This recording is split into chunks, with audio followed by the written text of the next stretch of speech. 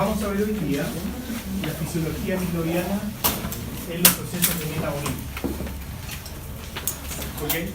Esto tiene mucha analogía y tiene mucho que ver de esta célula procariótica en relación a cómo somos nosotros, los animales en general. Hay mucha similitud. ¿Cuál es el objetivo de la nutrición? La relación que tiene esto, por supuesto, en la reproducción de los microorganismos, ¿cierto? Por ejemplo, cualquiera de ustedes que sea una bacteria, el amigo acá que viene del casino, ¿cierto? Viene todavía con un pedazo de lomo vetado aquí en la boca, ¿cierto? Un almuerzo tipo, ¿no? Está volando un lomo vetado, unas papitas fritas, ¿cierto? Un juguito de frambuesa, arándano, ¿cierto? De postre, ¿qué le gusta, amigo, de postre? Disculpe que lo moleste. De postre, disculpe que lo moleste. Cualquier cosa, ¿cierto? Ensalada, palmito, palta. El almuerzo tipo de un estudiante de la Ibero acá, ¿cierto? De veterinario. De la UTLA. UTLA. No, los otros con suerte, no, para. Ya. Entonces, él es una bacteria y eso fue lo que consumió. En definitiva, él consumió hidrato de carbono, palmito palta, ¿cierto? Comió el lomito vetado, proteínas de muy buena calidad, ácidos grasos, fierro, minerales, jugos tomó. En definitiva, una alimentación balanceada y muy completa. ¿Qué es lo que hace él con esos nutrientes? ¿Cierto? Él los ingiere, llegan al estómago. ¿Qué pasa con esos nutrientes? Que son macromoléculas que él ingirió, de proteínas, lípidos, ingirió hidratos de carbono, ingirió de todo. Estos son degradados a las unidades más pequeñas. En el caso de los lípidos, ácidos grasos. En el caso de las proteínas, aminoácidos, ¿cierto? Nada nuevo. No sé si aquí hay algo que sea novedoso para ustedes. Perfecto. En caso de la glucosa que ingirió, perdón, de los hidratos de carbono, ¿cierto? La ensaladita que se mandó, todos esos hidratos de carbono van a ser degradados a aminoácidos. En definitiva, las grandes macromoléculas que él ingirió son degradados hacia lo más pequeño de cada una de estas grupos de alimentos. ¿Cómo se llama ese proceso?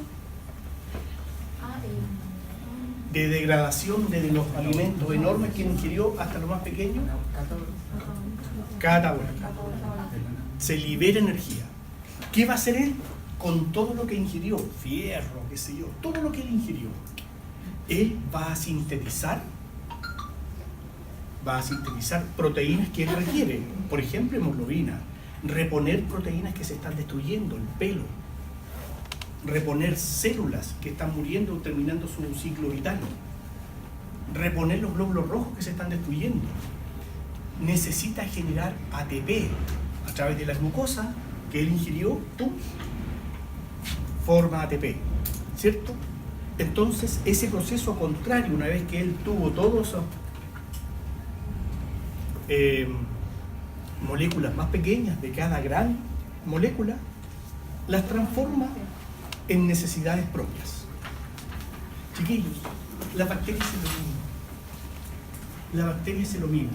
Ingiere proteínas, ingiere minerales, ingiere ácidos grasos, todo. ¿Por qué? Porque necesita, ¿cierto? Lo degrada a lo más simple y después sintetiza todo lo que requiere. Por ejemplo, hablamos las semanas pasadas de que una bacteria se duplica en 2, después 2 en 4, 8, 16, 32, etc. Miles, millones. Bueno, para generar cada membrana necesita ácido graso, necesita proteína, necesita energía para eso, ATP. ¿Cierto? El amigo acá, si no ingiere glucosa, ¿cierto? ¿De dónde va a generar ATP para que el corazón funcione 24/7? El corazón no se puede parar. Y para que esté esto siempre así, energía, ATP. El ATP es lo que promueve es el combustible necesario para hacer todo el funcionamiento, para que el camine, para que los pulmones realicen presiones negativas, para inspirar aire y para exhalar. Todo eso es con energía y eso lo obtiene a través de los nutrientes. Las bacterias, chiquillos, hacen lo mismo, nada nuevo. ¿Está claro? ¿Se entiende o no? Súper. ¿Para qué entonces está clarito? Para que se entiende. Veamos. Entonces, las bacterias requieren, podríamos decir, micronutrientes y macronutrientes. Chiquillos, nosotros es lo mismo. Nosotros requerimos fierro, por ejemplo. ¿Para qué? Para sintetizar hemoglobina, los glóbulos rojos. Eso en pequeñas cantidades. Pero necesitamos proteína en grandes cantidades. Entonces, lo pequeño son micronutrientes y los grandes macronutrientes. Por ejemplo, MN, ¿qué es lo que es? Magnesio es NG. ¿Qué es lo que es? Repito. De nuevo, mejor levantemos la manito de a uno sin pelear, ¿ok? Ahora nadie habla. Ya, chiquillo. Manganeso. Ya. Y este, magnesio. Ya, entonces, estos de acá son micronutrientes. El zinc, el manganeso, son micronutrientes. ¿Por qué?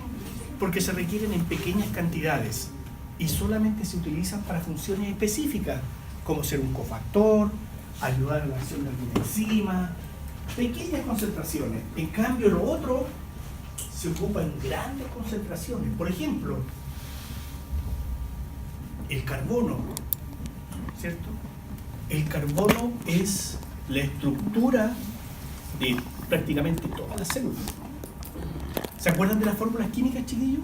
De la glucosa, las proteínas, que se dio, son puro esqueleto enorme hidrocarbonado. ¿Se acuerdan la fórmula de un aminoácido tipo? NH2, un grupo amino, después que sigue enlace, después un grupo carboxilo y radicales para arriba, pero son, o lo que es un polisacárido, esqueleto interminable de carbonos. ¿Para qué decir los ácidos grasos? Puro carbono. ¿Estamos claros? Bien. ¿Se entiende lo que es un macronutriente, lo que es un micronutriente? ¿Sería necesario repetirlo? Perfecto. Acuérdense. Manganeso. Entonces, las bacterias tienen una particularidad. Yo en la primera clase dije que las bacterias son ubicuas.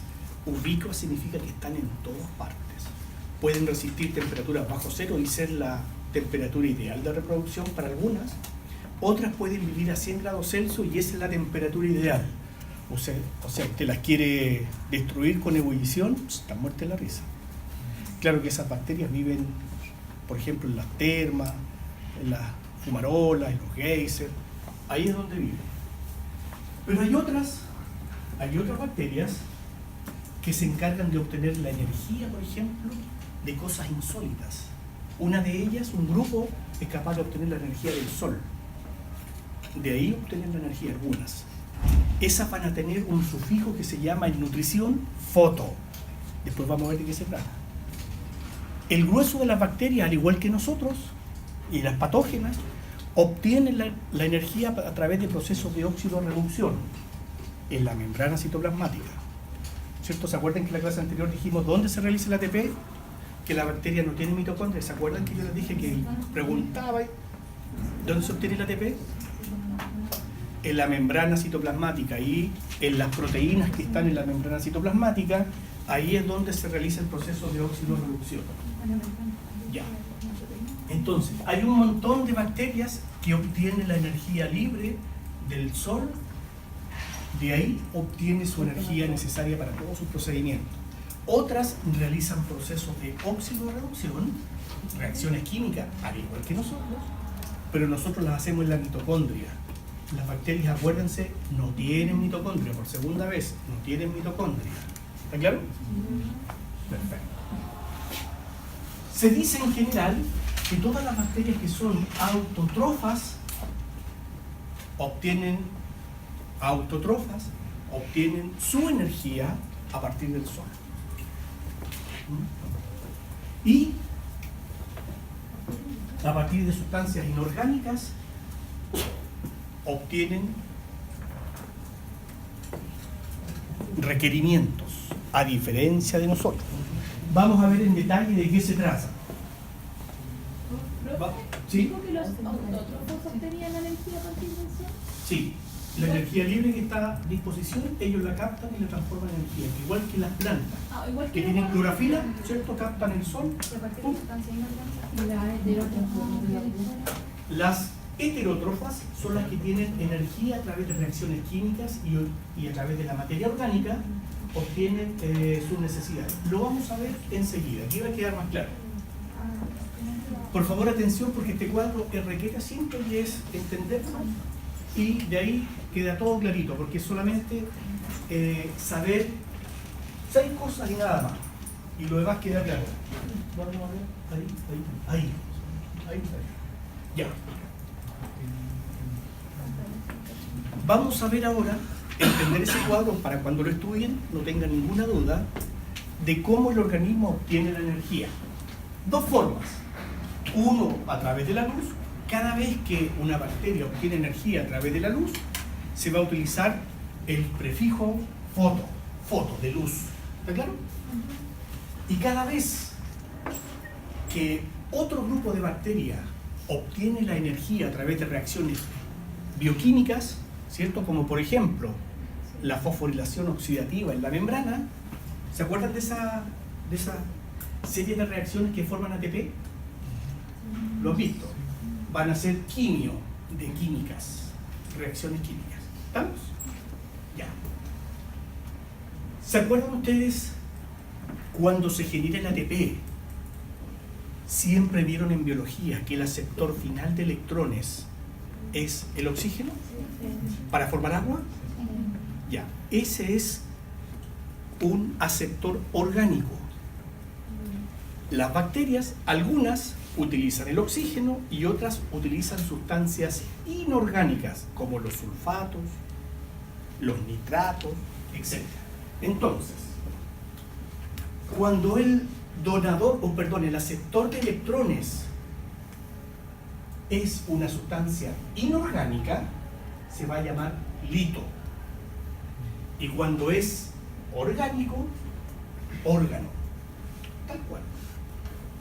Finalmente, la fuente de carbono para construir todo el esqueleto de membranas, paredes, proteínas, etc.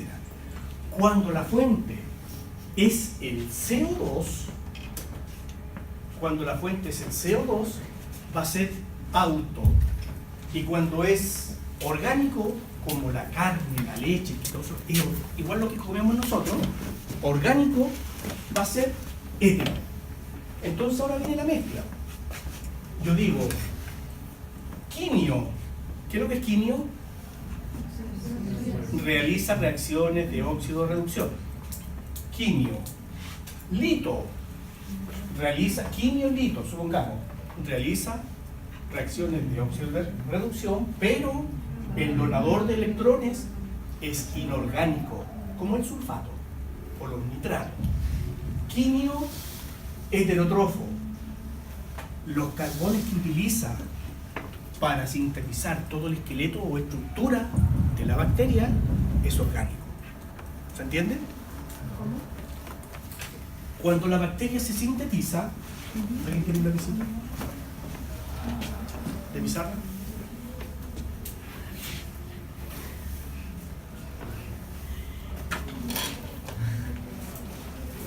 ¿Nadie? Ok, no importa, chicos.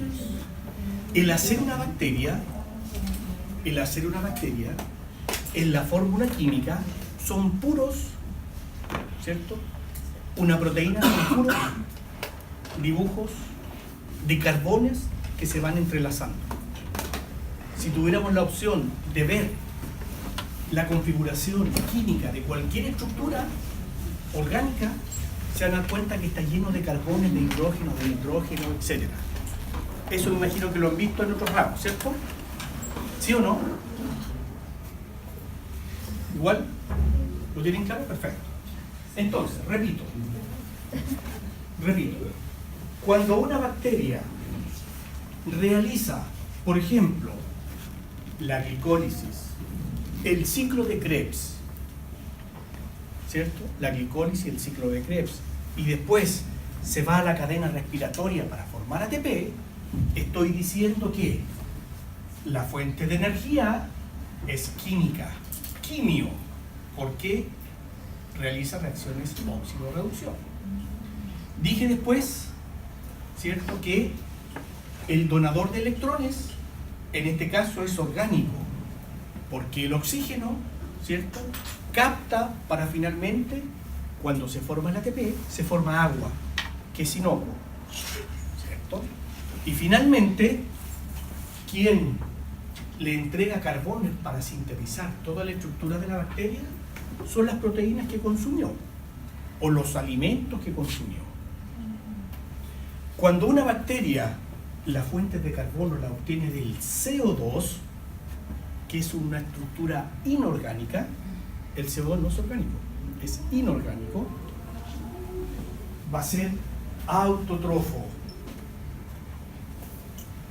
Cuando la obtiene a partir de, por ejemplo, si usted se hizo una herida, ella se hizo una herida, y de aquí se va a alimentar la bacteria y se empieza a reproducir. La fuente de carbono de A2, ¿qué es lo que es? Orgánica. Si es orgánica, es heterotrofa. Claro, porque ella tiene proteína, tiene de todo. ¿Cierto? El cuerpo humano, cualquier tejido, es carne, y la carne tiene hidrato de carbono, lípidos, minerales, todo lo orgánico. ¿Se entiende esto? Profe, Diga. ¿y un ejemplo de esta del inorgánico? Lito. Disculpen, ¿no? El ejemplo de eso, porque ya dio el ejemplo del orgánico, de la... Ya. Foto, una bacteria que obtiene entonces la energía a través del sol. Luego, ¿cierto?, el dador de electrones es una sustancia inorgánica, como pueden ser los sulfatos, SO4. Y la fuente de carbono para multiplicarse, en este caso es el CO2. Entonces sería foto, lito, autótrofo. Hay que reemplazar, saberse esto y reemplazar después, porque cada una cosa es una, significa algo. Profe, en el caso de las pruebas va a aparecer como... ¿Qué podría preguntar yo? Si un organismo, por ejemplo, si una bacteria se alimenta de proteínas en una infección, ¿es un organismo autótrofo o es heterótrofo? Heterótrofo. El grueso de las bacterias que a nosotros nos atacan, ojo, por favor, el grueso de las bacterias que a nosotros nos atacan, que nos producen daño y que forman parte también de protección de nuestro organismo, son bacterias quimio, órgano, heterótrofas. Si tiene duda, consulte. Quimio, órgano, heterótrofas. Esas son el grueso de las bacterias que provocan daño en el organismo. Realizan reacciones óxido-reducción. Órgano, no. Órgano, ¿quién da electrones? ¿Quién los acepta? En este caso, ¿una sustancia orgánica o inorgánica? Si es orgánica, es el oxígeno. Porque los electrones son los hidrógenos que bajan. A ver, más adelante voy a explicar.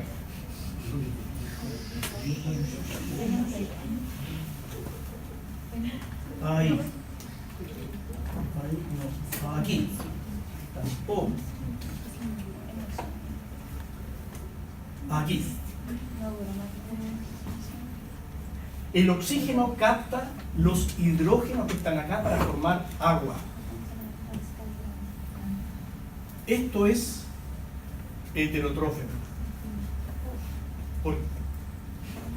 ¿Se entiende, no? Ya. Y acá está el sulfato, los nitratos que captan lo otro. En definitiva, chiquillos, ¿qué es lo que tienen que saber ustedes para que no se pierdan?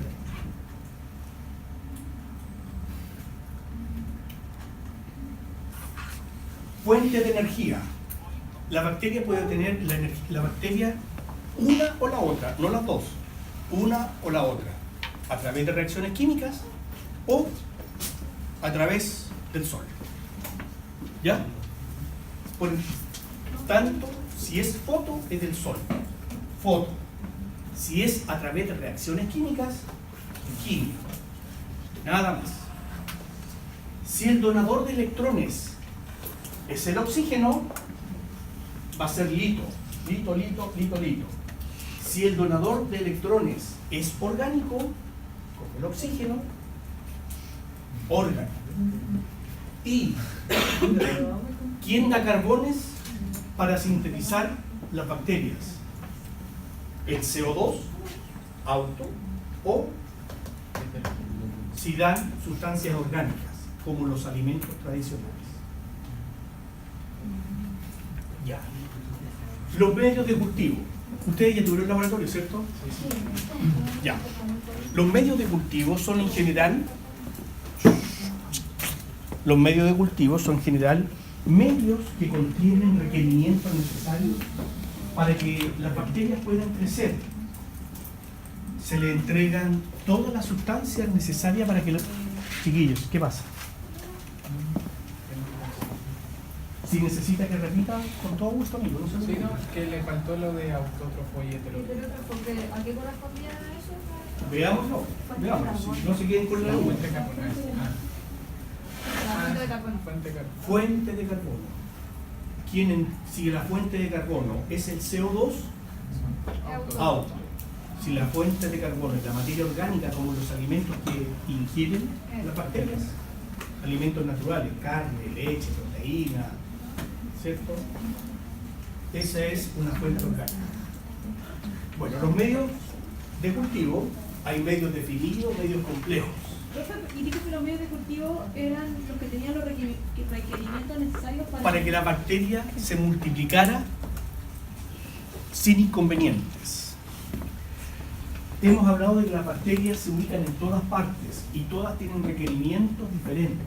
Hay bacterias que viven o que necesitan un pH más ácido, otro más alcalino, temperaturas diferentes, etc. Afortunadamente, las bacterias que a nosotros nos hacen daño y que son de interés clínico, ¿cierto?, para nosotros o los animales, todas tienen o están ubicadas en un segmento relativamente parecido. Por lo tanto, no hay que hacer tanto para que las bacterias puedan crecer. Sí, dentro de estos mismos medios de cultivo, los hay algunos que son selectivos, es decir, se les ponen inhibidores para que crezcan un determinado grupo bacteriano y no otro. Por ejemplo, yo necesito saber si ustedes son portadores de Staphylococcus aureus a nivel nasal. Si tomo un medio enriquecido y lo siembro, van a crecer todas las bacterias que nosotros tenemos de forma natural acá. Lo que yo necesito saber, por ejemplo, es si alguien tiene Staphylococcus aureus y no otro. Porque si tiene Staphylococcus aureus, esa persona, por ejemplo, no podría trabajar manipulando alimentos. Entonces, me baso en una propiedad de la bacteria, le agrego esa condición y cuando siembro, si hay, crece solamente Staphylococcus aureus y ningún otro. Bueno, el Staphylococcus aureus tiene la propiedad, por ejemplo, de poder resistir grandes concentraciones salinas. Puede crecer a una concentración del 10% de sal. Otras bacterias no lo hacen, se mueren porque es muy salado, pero el Staphylococcus aureus crece sin problema. Entonces, si yo le tomo una muestra y la siembro en un medio salino, si hay estáfilo, va a crecer. Y las otras mueren. Ese es un medio selectivo. ¿Se entiende? Los medios de cultivo los podemos clasificar en tres grupos. Sólidos, que están en base a agar. Líquidos, son caldos. Y semilíquidos o semisólidos. En cada uno se ven diferentes propiedades. Por ejemplo, en un medio de cultivo sólido como acá, se ven colonias, tal como se ve aquí, colonias o unidades formadoras de colonia. En un medio de cultivo líquido se ve el crecimiento como una turbidez, no se ve colonia, lo que se ve es una turbidez del medio, eso denota el crecimiento bacteriano. Y en un medio de cultivo semisólido, a menudo sirve, ¿cierto?, para ver, entre otras cosas, por ejemplo, movimiento y propiedades bioquímicas de las bacterias para separarlas unas de otras. ¿Se entiende? Ya. Vamos a ver tipos de medios de cultivo. Ahí tenemos sólidos, semisólidos y semilíquidos. Aquí, por ejemplo, esta es una bacteria, un Staphylococcus aureus, dorado le llaman algunos, porque cuando crece emite un pigmento dorado. Se siembra, se inocula la muestra y después en pentágono se disemina. La idea es obtener colonias aisladas. Esa es siempre la idea, un cultivo puro. Porque aquí donde está todo, yo no sé si esa bacteria debajo de esa hay otra colonia. Cada colonia son millones y millones y millones. Se incuba a una temperatura ideal, 35, 36, 37 grados, y al otro día aparece esto. Y así se siembra, tal cual. Se inocula, y después se toma de aquí a acá, aquí a acá, aquí a acá, y se hace al centro. Siempre bajo la protección, ¿cierto?, de el mechero Bunsen, que entrega un halo de esterilidad. Recuerden, cuando ustedes siembren en el laboratorio, cerquita del mechero. ¿Por qué? Porque el mechero entrega un halo de esterilidad que sirve para que ustedes no contaminen la muestra y que la muestra no los contamine a ustedes. Hay bacterias que son patógenas y que producen enfermedades. Y, chiquillos, cuando ustedes hablan, por ejemplo, la saliva, a modo de ejemplo, no significa que después no se dejen de dar calugazo y todo lo demás. Pero, por ejemplo, 1 ml de saliva tiene un 1 y 11 ceros. Esa es la concentración de bacterias que tiene 1 ml de saliva. Son bacterias normales que nos protegen, que forman parte de nuestra flora normal. 100.000 millones de bacterias hay ahí, en 1 ml de saliva, de manera normal. Así que no estén mirando para el lado y digan, no. ¿Estamos claros?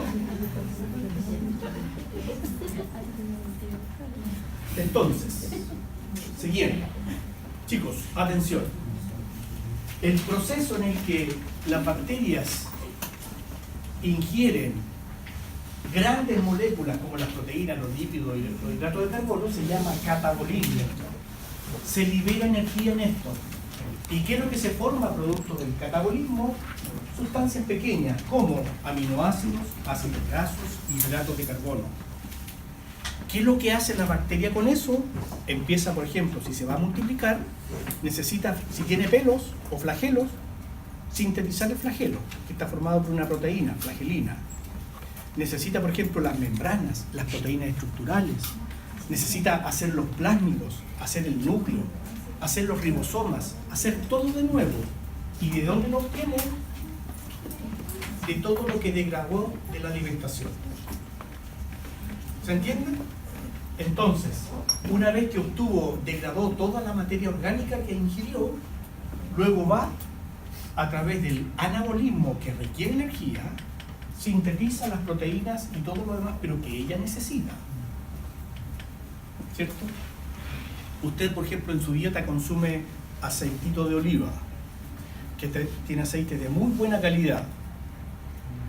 Esos aceites son degradados y son utilizados, ¿cierto?, para la síntesis de membrana, de un montón de cosas que usted requiere.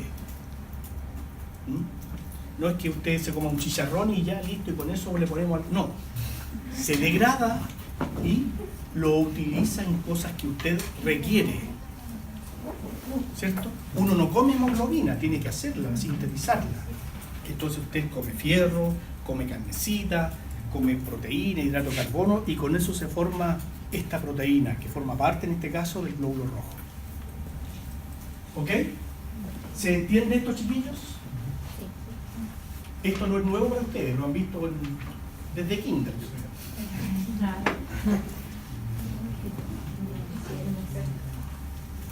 Cuando se ingiere glucosa, el objetivo es formar el ATP.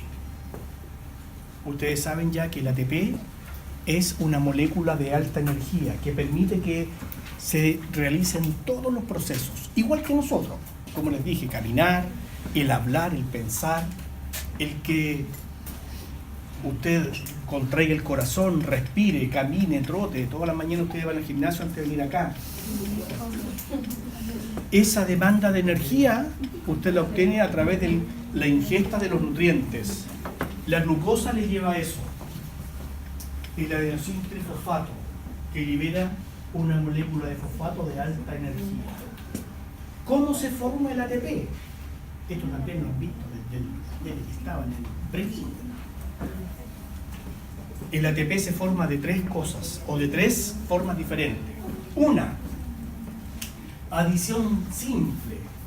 La energía del sol, la bacteria que en este caso es foto, ¿cierto? ¿Se acuerdan? La bacteria que capta la energía del sol, captan y ¡pum!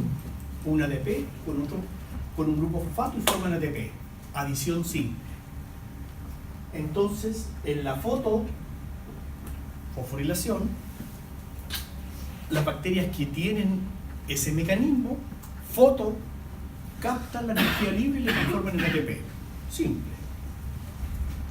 Otras obtienen a través de la fosforilación a nivel de sustrato. ¿Dónde se produce esto? En la glicólisis, en el ciclo de Krebs.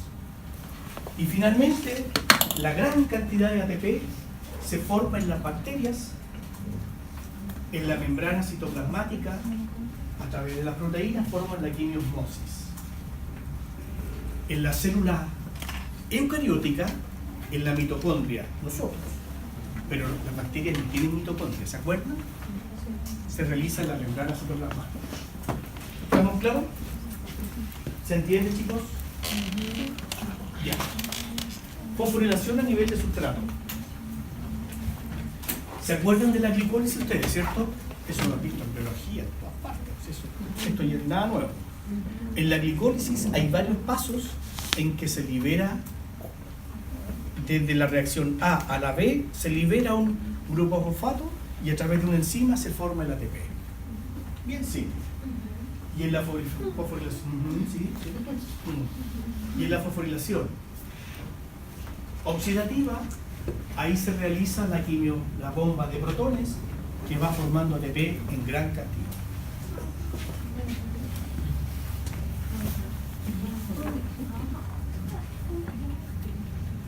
Ya.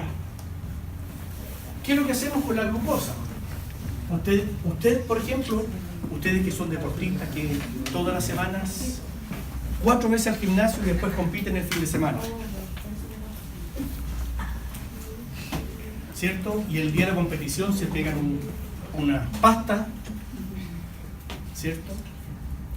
Se forma glucosa, el exceso de glucosa, el organismo, nosotros, al igual que los animales, a través de una hormona, la insulina, que se secretada en el páncreas, toma el exceso de glucosa y se la lleva al hígado y lo almacena como glicógeno, ¿cierto?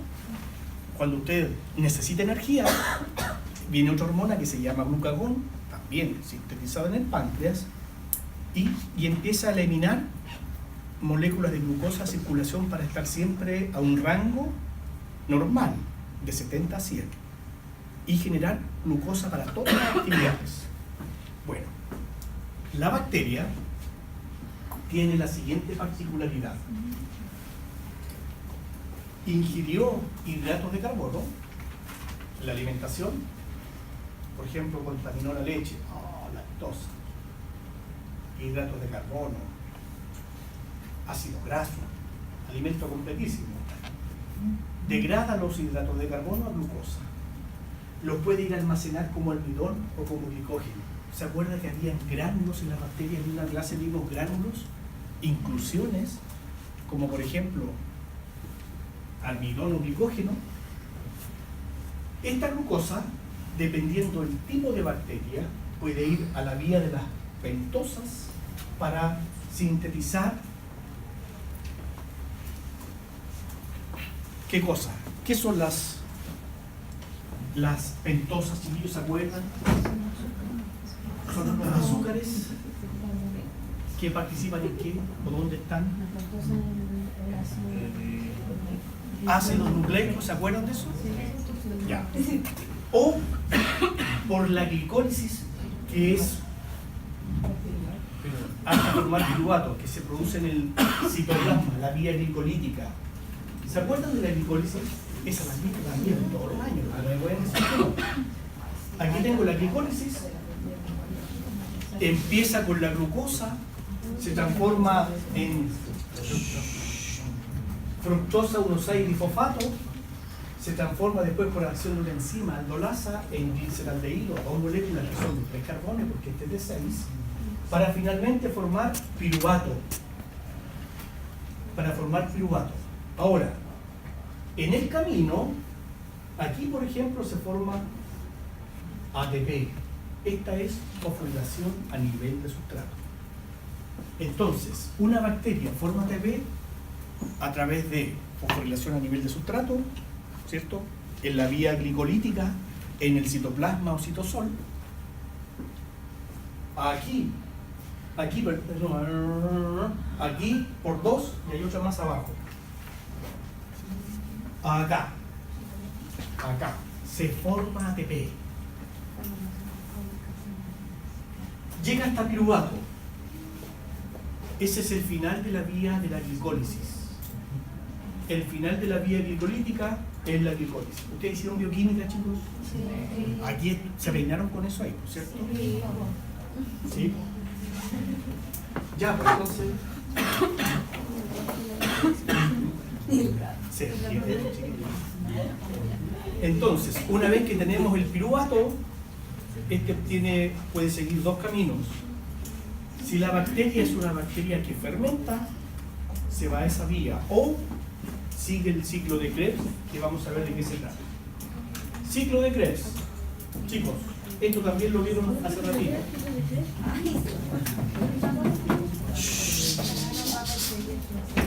Este ciclo de Krebs, que ustedes en bioquímica se lo aprendieron de memoria, entrega sustancias que se van a ir, igual que la glicólisis, a la cadena respiratoria.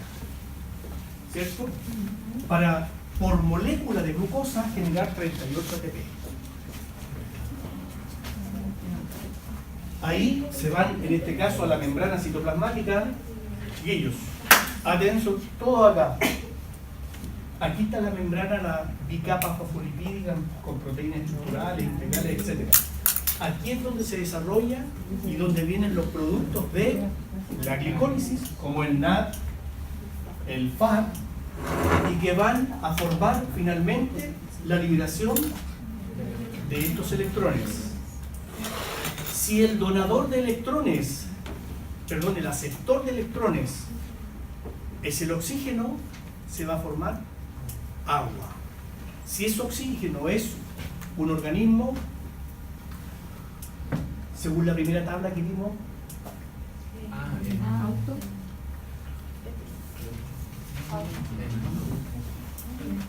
según la primera tabla que vimos, si este que capta el oxígeno, si este es oxígeno, es orgánico.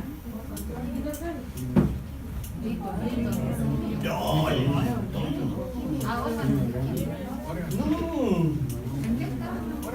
oxígeno, perdón, órgano. No es que escuché lito, órgano. Si el que capta el oxígeno, que es orgánico, capta el que es un donador, el aceptor de electrones, el hidrógeno que se libera, es el oxígeno, órgano. Si es, en el caso de que sea lito, tendría que ser sulfato, una sustancia inorgánica. ¿Ya? ¿Vamos? ¿De nuevo? El lito, para que sea lito, ese hidrógeno tiene que ser captado, por ejemplo, por nitrato, NH3, sulfatos, SO4, SO3, sustancias inorgánicas. Ahí es lito, porque ese aceptor es inorgánico. Como es el oxígeno, en este caso es María María. Ahí. Ya, ¿estamos? El que lo va a captar es el oxígeno órgano. Reacciones químicas, muy bien. Químico, órgano. Y va a depender si va a sintetizar la fuente de carbono, si es CO2 o si es orgánica. Pues la orgánica ya va a ser Si es inorgánica. ¿Qué quedó? Ya. Respiración celular. Chiquillos, las bacterias, dije, se han adaptado a todos los nichos. Hay bacterias que, por ejemplo, no necesitan oxígeno y se les considera anaeróbicas. Por ejemplo, las bacterias que forman parte o que producen las caries, todas las bacterias que producen caries son bacterias anaeróbicas. El oxígeno les hace daño, el oxígeno las mata. Y ellas, si se exponen al oxígeno, se mueren. Las bacterias que nosotros tenemos a nivel intestinal, una gran cantidad, enorme cantidad, son todas bacterias anaeróbicas. Hay otras que tienen la particularidad de ser facultativas, es decir, pueden vivir en anaerobiosis o en aerobiosis. Hay otras bacterias que lo que hacen es fermentar, que no es ni lo uno ni lo otro. Vamos a ver de qué se trata. Entonces, la respiración celular es un conjunto de reacciones bioquímicas, ¿cierto?, en donde se degradan los compuestos orgánicos. Usted tiene acá una carne, la bacteria va a esa carne y la degrada completamente a través de reacciones bioquímicas, hasta convertirla en sustancias que son inorgánicas. Y de ahí, si el aceptor del, en este caso, el hidrógeno es el oxígeno, ¿cierto?, que es el oxígeno de sustancia orgánica, se clasifica como órgano. Si es una sustancia inorgánica el que va a captar los hidrógenos, lito, finalmente. Tenemos respiración aeróbica y anaeróbica. Veamos.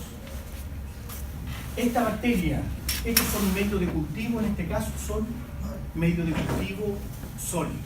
¿Se entiende, cierto? Aquí adentro hay un medio de cultivo donde las bacterias pueden crecer sin problemas. Se pincha y se incuba. 24 horas después, ¿qué tipo de bacteria es la que crece acá? Aeróbica, ¿cierto? Aquí, ¿qué tipo de bacteria crece acá? Anaeróbica. Aquí, facultativa, es decir, pueden crecer indistintamente en aerobiosis como anaerobiosis. Aquí,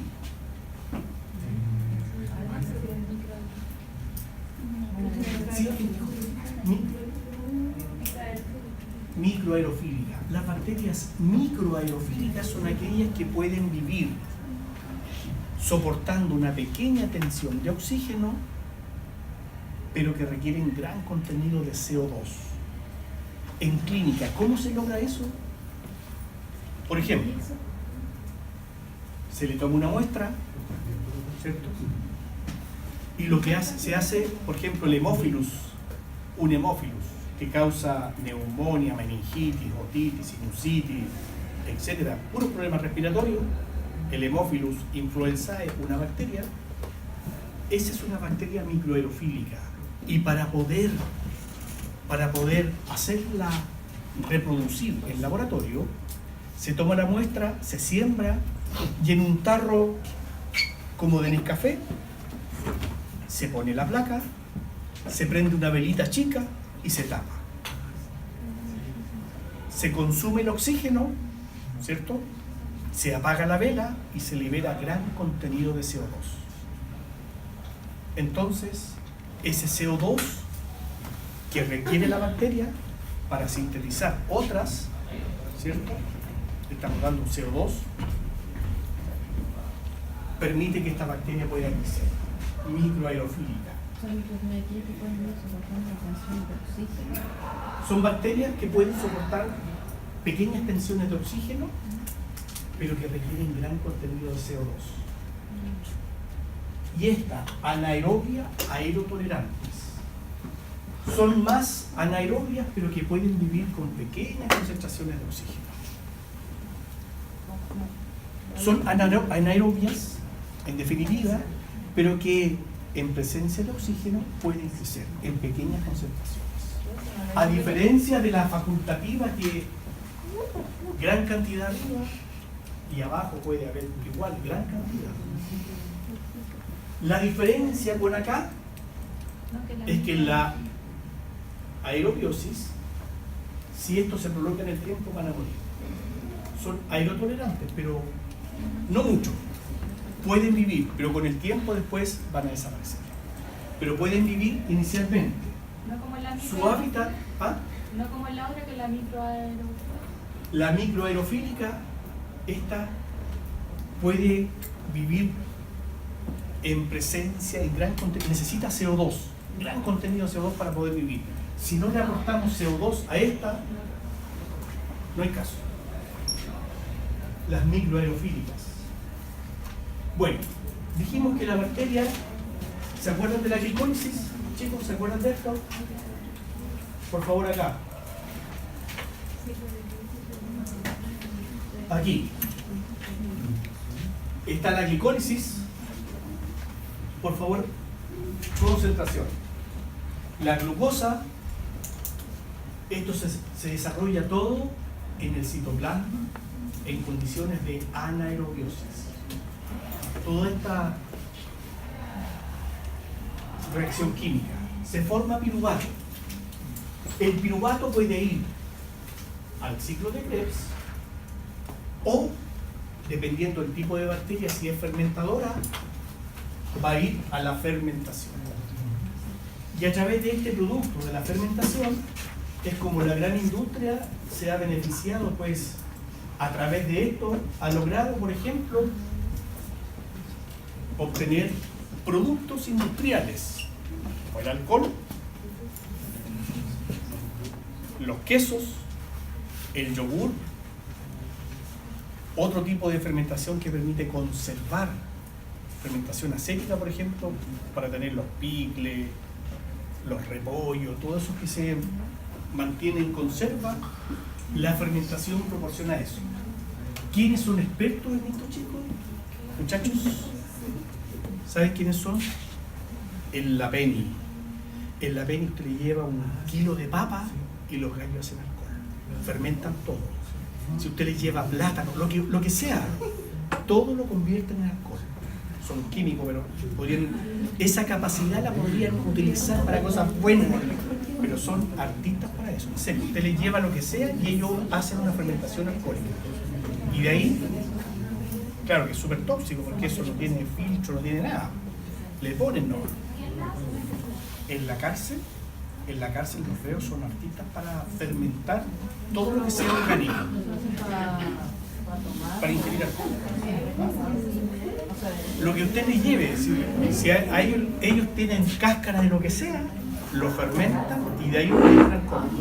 Chiquillos, pero si piensen que, a ver, ustedes seguramente habrán escuchado alguna vez la palabra vodka. Pregunto por si alguien sabe. ¿Qué es lo que es el vodka? ¿Es un destilado de qué? De papa. ¿Qué es lo que es? Sí. ¿Han escuchado alguna vez la palabra ron? Por si les suena, no sé. El ron es un destilado de qué? De caña de azúcar. ¿Mm? El pisco, por si, pregunto por si acá, ¿es un destilado de qué? De la uva, chiquillos, estamos aquí en Chilito, o son todos extranjeros. Si los veo todos carigringos, así en realidad puede ser. Vienen de Islandia. Entonces, aprovechando esas propiedades, ¿cierto?, de las bacterias, a través de la fermentación, el organismo, la industria se ha revolucionado. Veamos, ¿qué tipo de fermentación? Chicos, ya, pues no perdamos el foco. A ver. Entonces, glucosa, la glicólisis, se formó piruvato. Si la bacteria es una bacteria fermentadora, por ejemplo, puede llegar a formar lactato. Las bacterias que forman el yogur. ¿Ustedes han visto alguna vez los pajaritos? Esa es una fermentación de bacterias, ¿cierto?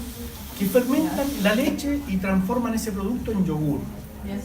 Eso es una fermentación láctica. ¿Ya? ¿Estamos claros? Ya. Otra fermentación. Otro tipo de ejemplo. Chicos, esto es en la prueba. Les aseguro que aquí saco una pregunta de la prueba. A ver. La glucosa se produce el proceso de glicólisis, llega hasta piruvato. Si la bacteria no es fermentadora, sigue hasta ciclo de Krebs, ¿cierto? El piruvato. Si es fermentadora, en este caso, acetaldehído y forma etanol. La fermentación es ciclo. Entonces, acetaldehído, etanol, fermentación alcohólica. Este es el producto final.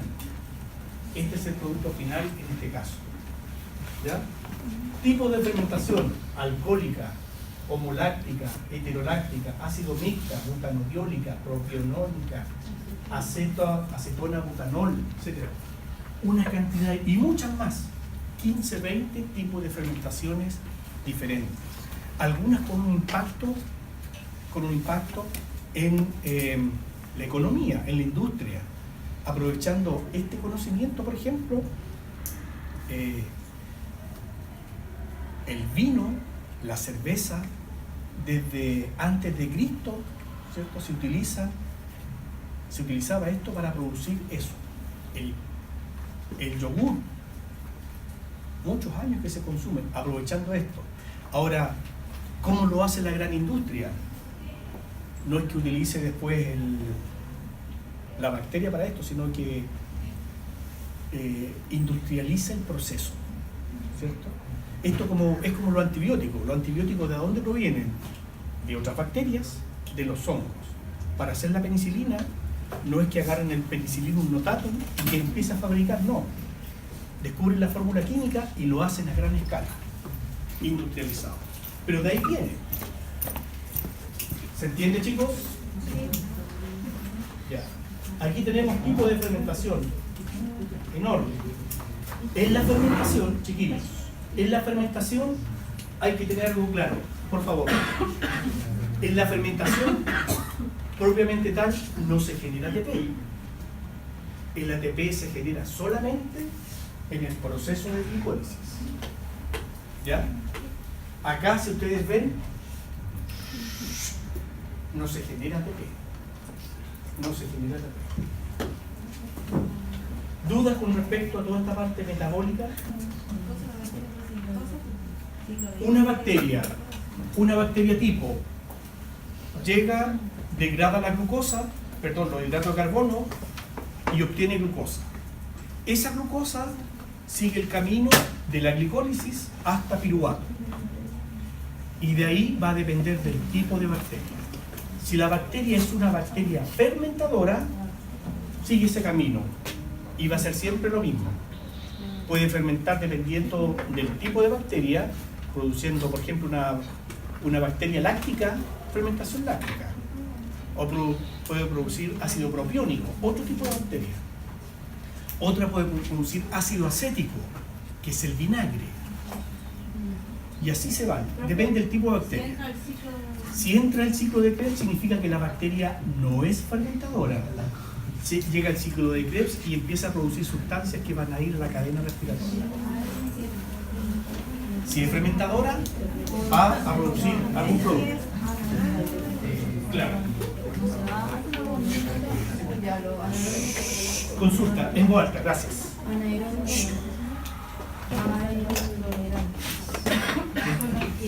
En pequeñas cantidades, sí, como que necesitan menos cantidad de oxígeno, pero pueden soportar distintos medios. Claro, aquí está. Ya, veamos, de nuevo. Tenemos acá una bacteria que es aeróbica, una que es anaeróbica. Si la bacteria se va acá arriba, muere. Esta facultativa, indistintamente, la misma cantidad que está abajo puede estar arriba, no hay problema. Esta microaerofílica puede soportar pequeñas tensiones de oxígeno, pero necesita una gran cantidad de CO2. Si no hay CO2, esa bacteria no va a vivir. Ejemplo, el Haemophilus influenzae, que provoca muchos problemas respiratorios. Ejemplo, la Neisseria gonorrhoeae, la Neisseria meningitidis, requieren gran contenido de CO2 para vivir, si no, no. Y esta otra es una anaerobia aerotolerante, es en esencia anaerobia, pero puede soportar pequeñas tensiones de oxígeno. Por poco tiempo, mucho tiempo se muere. ¿Por qué se puede esto entre la fermentación y el ciclo como los... Claro, yo le puedo preguntar, por ejemplo, la bacteria, por ejemplo, una bacteria microaerofílica, y le pongo alternativas. Crece solamente con oxígeno, crece en el fondo de un tubo, requiere oxígeno y CO2, requiere solo CO2. Usted elegirá la alternativa que corresponde. Ya, ¿estamos claros, chicos? Sí. Ya, vamos a ver ahora una clase que es bien cortita de virus. Virus. ¿Quién me puede decir qué es lo que son los virus? De a uno sin pelear, ¿ah? Levantando la mano. Los parásitos. No, ¿cómo se dice? Diga. Parásitos intracelulares. Perfecto, muy bien. Son estructuras que viven a expensas de una célula. Una característica de los virus es que ellos no son dependientes de metabolismo. O sea, más bien dicho, no son independientes. Ellos necesitan, ¿cierto?, de una célula hospedadora. ¿Está claro? Ellos por sí solos no pueden vivir. No tienen ribosomas, no tienen aparato de Golgi, no tienen producción de energía, no tienen flagelos, no tienen mitocondrias. Lo único que tienen, que es común, es que tienen un material nuclear. Y ese material nuclear está envuelto en una estructura proteica que las protege. Y además tienen la particularidad que son tan pequeñitos, ¿cierto?, que están en otra escala de medición. Están en el segmento de los nanómetros. Las bacterias, las que vimos hasta hace poco, estaban en las micras. Una micra, si la dividimos 1000 veces, obtenemos 1000 nanómetros. Entonces, un virus puede medir 10 hasta 250, 300 nanómetros. ¿Se entiende? O sea, una bacteria puede ser 100 veces más grande que un virus. Entonces, por tanto, para ver los virus necesitamos un microscopio electrónico. El microscopio óptico no sirve.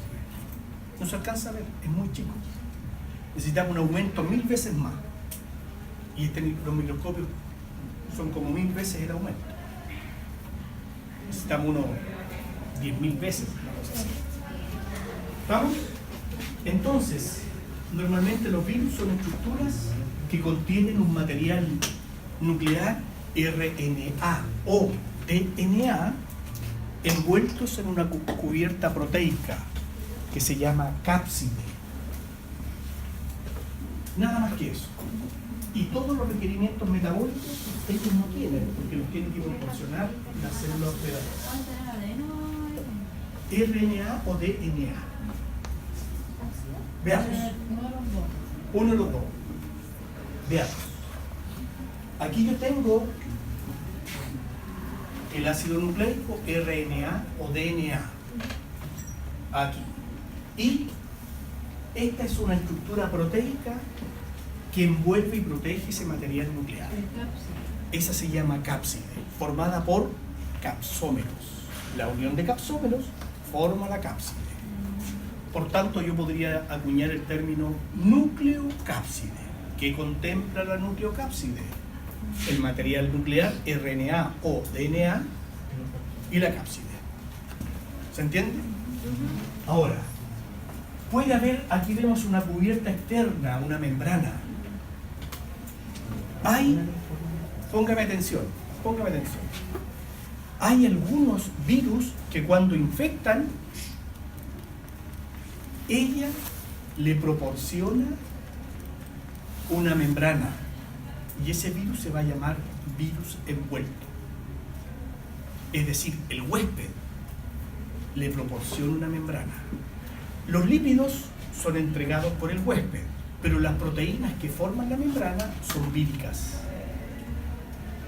Ahora, hay otros virus que son sin esa membrana y se llaman desnudos. Los virus envueltos son más lábiles.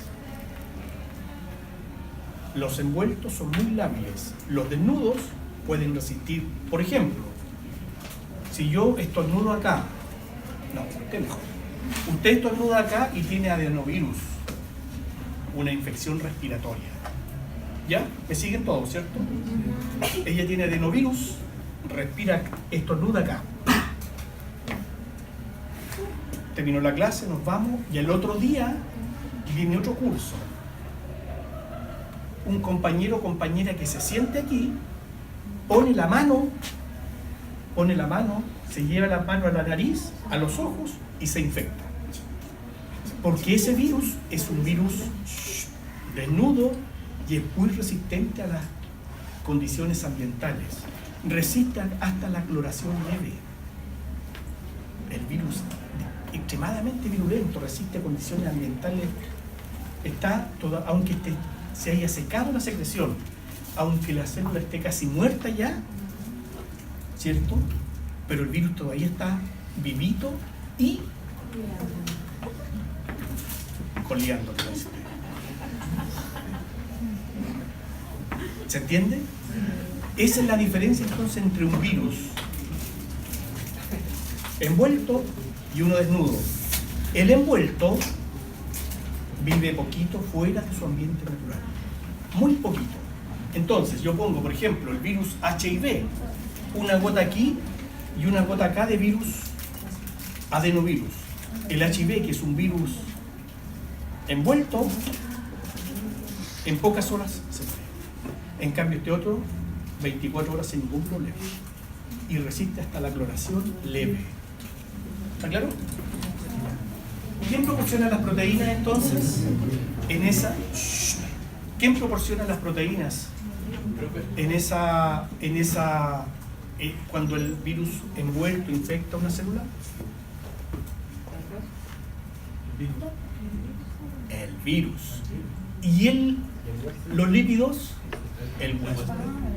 Esta membrana que está acá, esta membrana que envuelve el virus, es proporcionada en general, se dice, por el huésped, pero los lípidos por el huésped, las proteínas son víricas.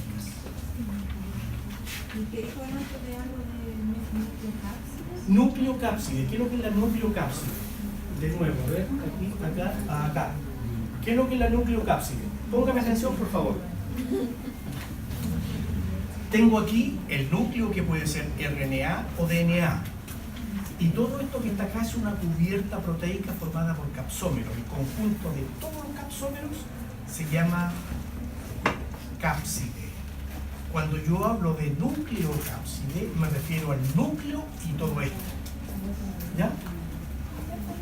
Creo que los virus desnudos vivían más, eran más resistentes.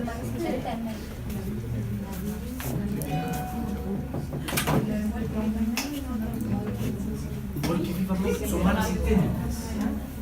resistentes los desnudos, los envueltos. Ya.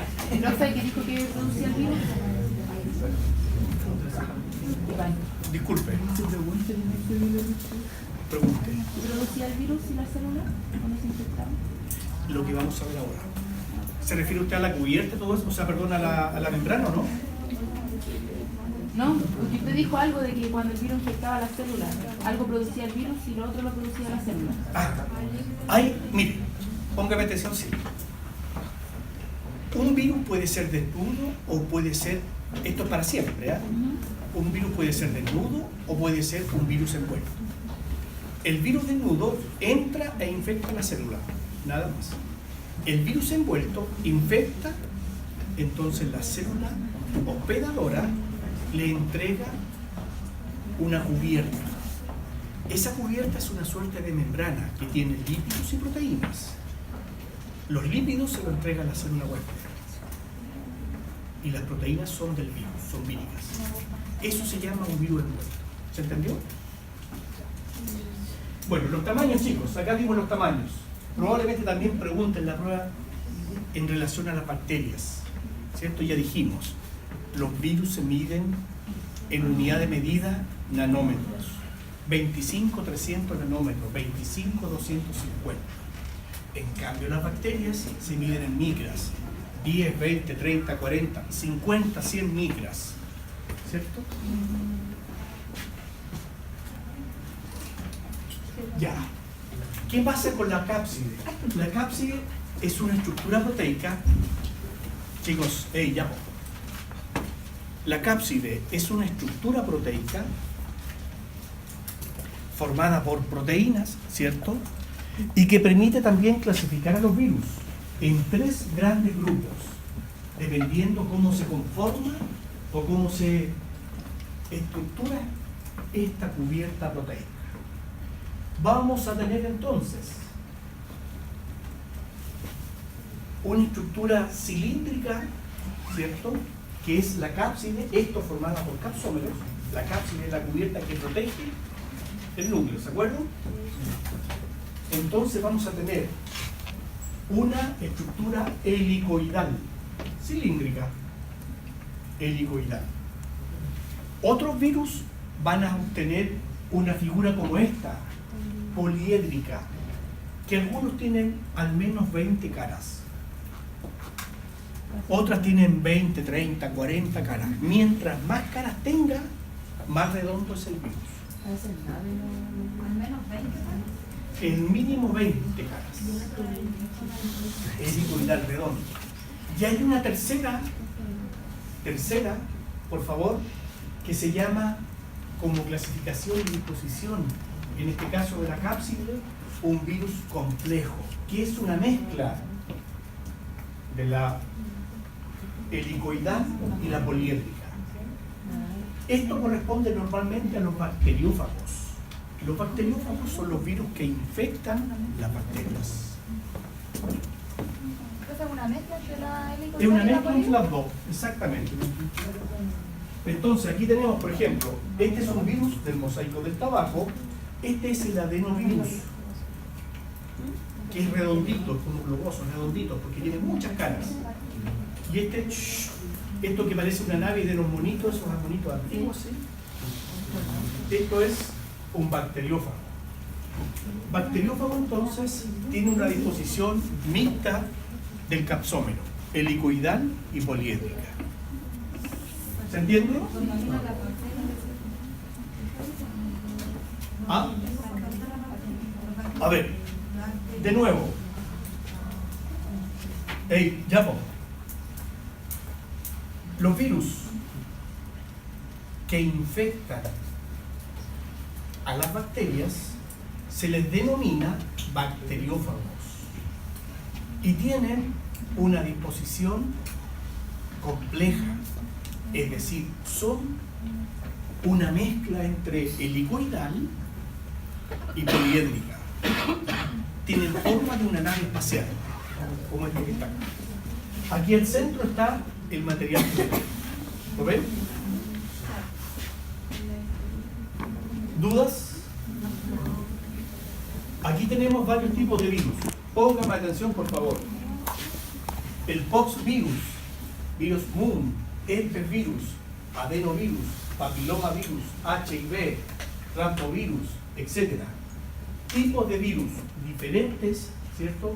Y que tienen disposición, en este caso aquí, poliédrica, y que son desnudos. Desnudos, adenovirus, papilomavirus. Son virus desnudos que resisten el medio ambiente de manera importante. Estos son virus envueltos en herpes, el HIV, rhabdovirus.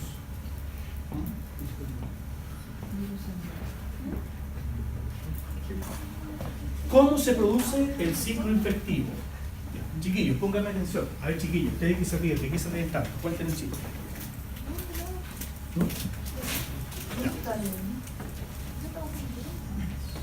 ¿Sí? Ya. Chicos, atención. Voy a tratar de hacer una analogía de cómo se produce la infección viral. ¿Ustedes la conocen? ¿Cómo un virus infecta una célula? ¿Más o menos? ¿Algo han escuchado? Ya. Voy a hacer una suerte de analogía, así que necesito el máximo de concentración para que se pueda entender. Después lo explicamos técnicamente, ¿ok? Ya, supongamos que ella es una célula cualquiera. Y aquí viene un virus X. Un virus X. Chicos, pónganme atención. Lo primero que tiene que suceder para que se produzca la infección es que ella, como célula, tenga un receptor específico para el virus. Si no tiene ese receptor específico para el virus, no puede infectar. Es por eso que, por ejemplo, el HIV de los felinos, los gatitos y todos los felinos en general tienen HIV. Pero ese virus a nosotros no nos infecta. ¿Por qué? Porque nosotros no tenemos la proteína específica que permite aceptar ese virus. ¿Se entiende?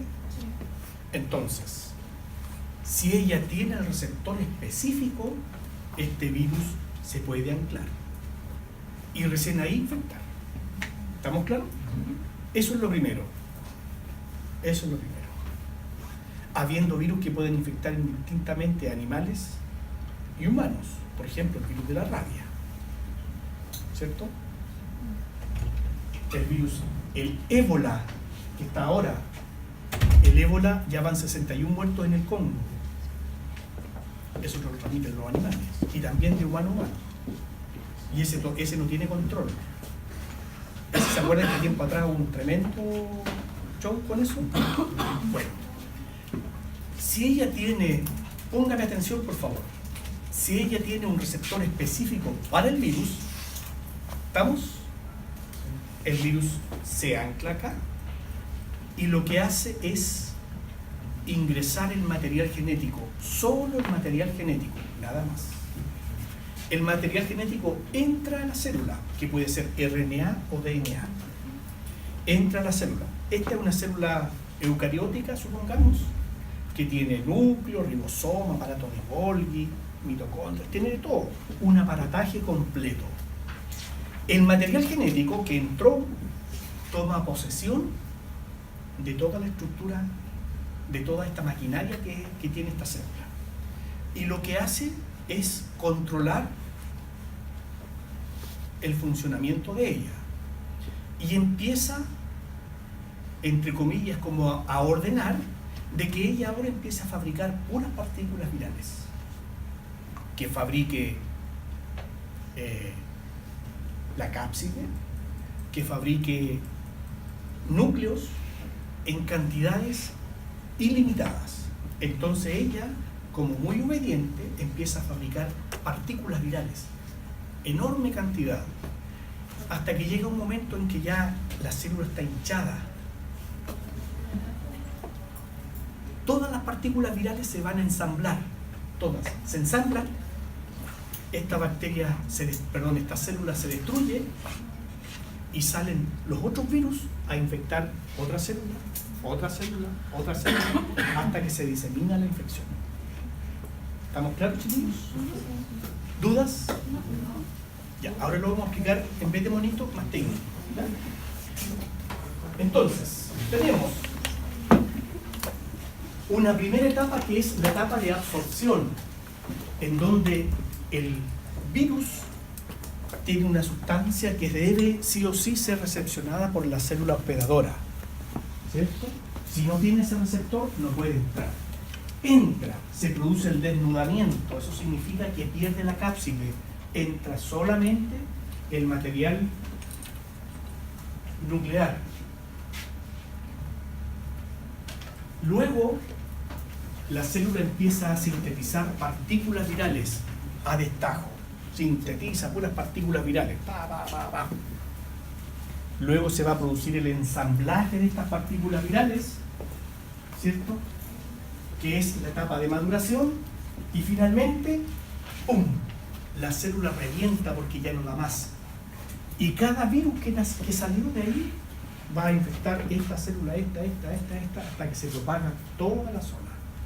Y toda la zona está infectada. ¿Está claro cómo se produce la infección viral? ¿No hay dudas? Ya. Aquí está bien clarito, miren. Miren, chiquillos, todos por favor, para que cuando vean el Power lo entiendan. Atrás, amigo. Acá. Este es el virus, ¿cierto? Buena vista, ¿cierto, amigo? Aquí adentro está el material genético, mírenlo por favor. ¿Qué es lo que hace? Se ancla, se produce el desnudamiento, la penetración, y ingresa solamente el material genético. La cápside queda afuera. Se empiezan a sintetizar puras partículas virales, se ensamblan y se destruye por lisis la célula, saliendo los otros a infectar. ¿Ok? Perfecto. En el tema de los bacteriófagos, chiquillos, aquí hay una diferencia importante. Por favor, atención. Se puede producir lo que ya hemos comentado, y ese ciclo, a propósito, ¿cuáles son los bacteriófagos? Ya, pero que tienen la particularidad de que infectan, ¿qué cosa? Infectan las bacterias. Muy bien, póngame atención, porque yo siempre pregunto esto, entre que lo pregunto también en selección múltiple y a desarrollar. Póngame atención. Los bacteriófagos tienen la particularidad de que solamente infectan bacterias. Bacteriófagos, ¿cierto? Tienen dos tipos de vías o ciclos.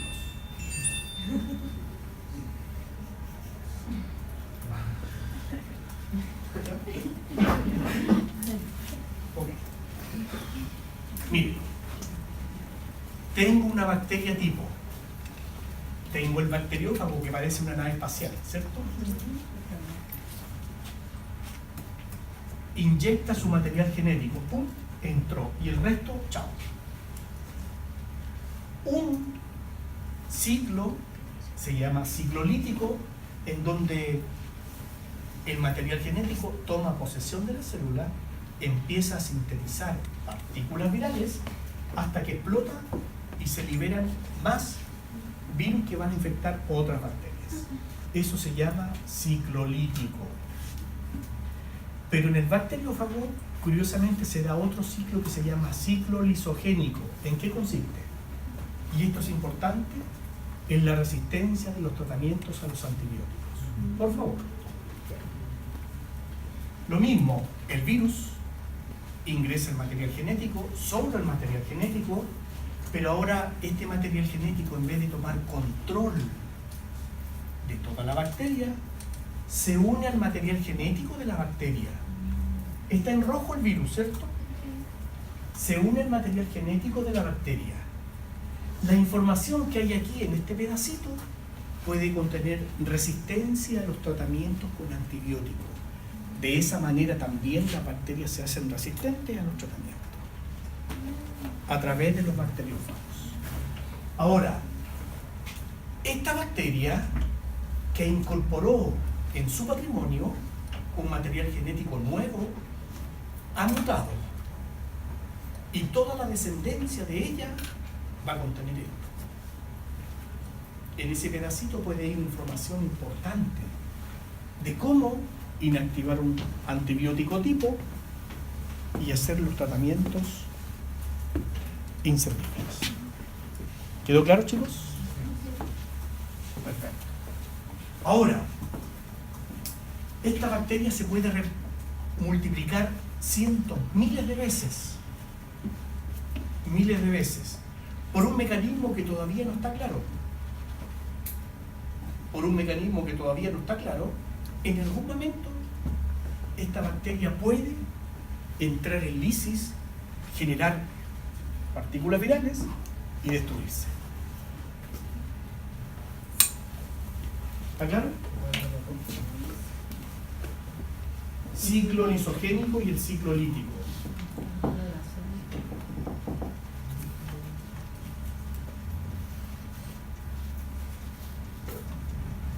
Bueno, tenemos un montón de virus que pueden provocar enfermedades en humanos. El virus puede, chiquillos, hay virus que son específicos de humanos, hay virus específicos de animales, virus específicos de plantas, de árboles. Por ejemplo, una viña puede ser atacada por un virus y la viña desaparecer y causar un caos económico enorme. Virus que pueden infectar plantas de esas que se comercializan, rosas, tulipanes, etc. y causar una declive económica, infectar un montón de cosas. Los árboles, ¿cómo se infectan los árboles? A través de picaduras, a través de daño mecánico. ¿Han visto que de repente nos falta el saco de que en un árbol pone Lucho, te amo? Todo eso permite que un virus entre y pueda destruir un árbol. A ese que escribió, que puede ser esa o ese, Lucho, te amo, a ese hacerle aquí en el brazo con un clavo, hacerle la vuelta. Mínimo, ¿cierto?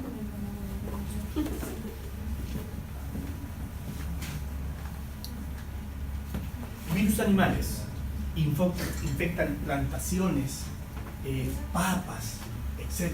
Virus vegetales. Hay virus, chiquillos, que son de acción inmediata. Otros virus que son súper lentos. Por ejemplo, el HTLV1 1 y 2, que produce la tetraparesia espástica. Señorita, me imagino que está poniendo atención con el celular aquí, ¿cierto?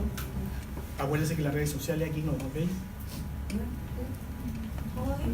De nuevo, hay virus que producen enfermedades que tienen consecuencia inmediata. Usted se infecta y el otro día ya está con toda la sintomatología y en un par de días desaparece la infección. Hay otros en que la infección recién aparece, si usted lo contrajo hoy día, la infección aparece a los 30, 35 años después. Por ejemplo, un retrovirus, primo hermano del HIV, el HTLV1 y 2, produce tetraparesia espástica. Eso es parálisis de todas las extremidades. Tetraparesia espástica. Es un virus linfotrófico. A ver, chiquillos, se transmite igual que el HIV, ¿cierto? Contacto sexual, transfusiones, parenteral, donante de órgano infectado, etc. Si usted lo contrae hoy día, usted, amigo, ya tiene 16, 17, ya 20 años. Yo tengo 22. 20 años, amigo. ¿Se llama? Carlos. Contrajo el virus, supongamos que él se dio sangre, por eso.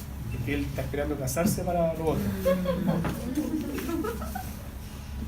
Él recibió por un accidente de bioloquera, recibió sangre hoy día.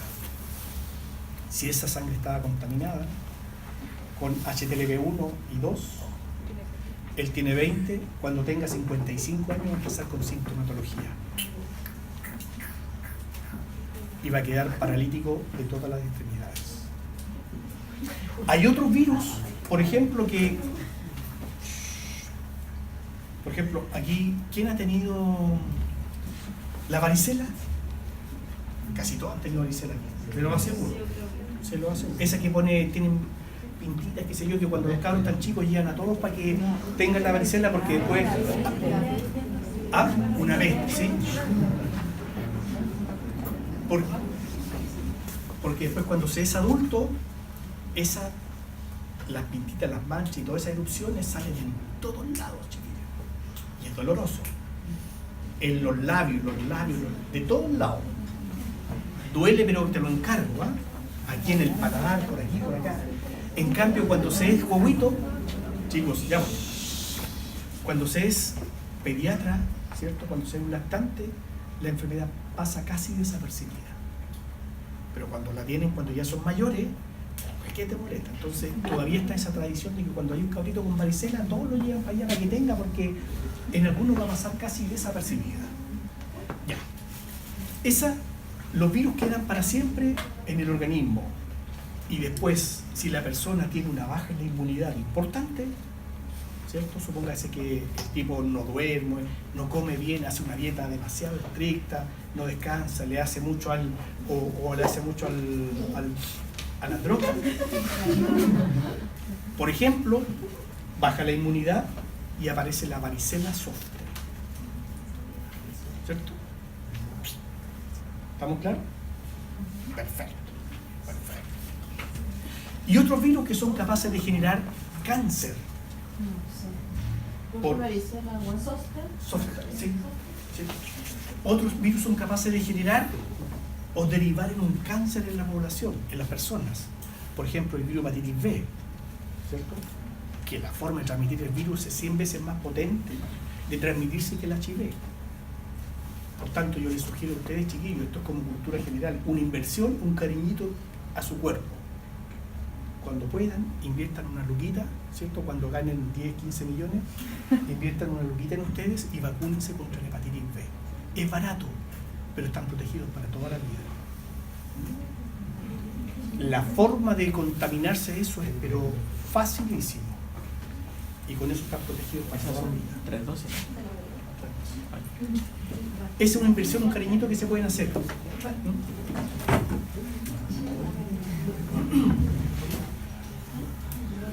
Efectos entonces de la replicación viral. Por ejemplo, ¿alguien tiene ¿alguien le salió herpes acá? Bueno, hay varios tipos de herpes. El de aquí, herpes tipo 1, es el más simple, pero hay varios, hay como 7.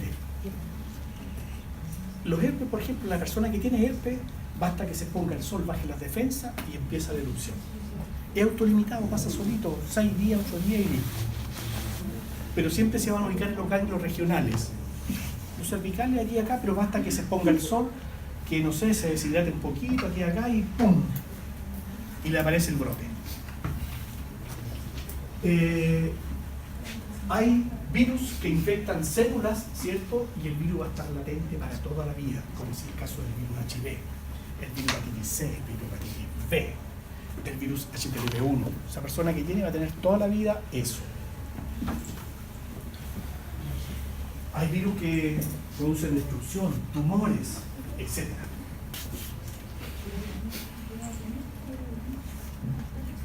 Replicación de los chiquillos, replicación del HIV.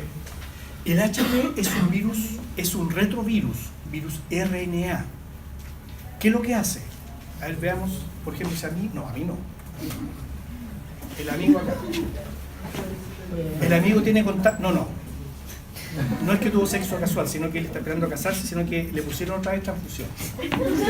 La segunda transfusión, ¿cierto?